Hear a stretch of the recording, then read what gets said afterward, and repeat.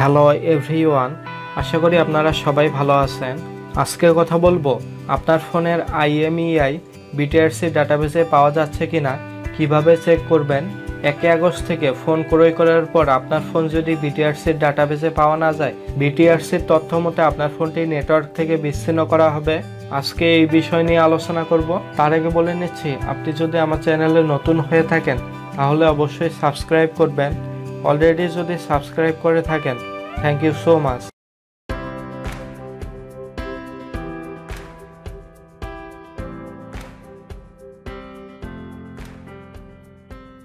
প্রথমেই আপনি আপনার IMEI চেক করে নেবেন। এরপর আপনার IMEIটা নোট করে নেবেন। এরপর আপনার মেসেজ অপশনে যাবেন। এরপর আপনি 16002 এই নাম্বারে একটা মেসেজ পাঠাবেন। এরপর আপনি ক্যাপিটাল লেটারে KYD লিখবেন।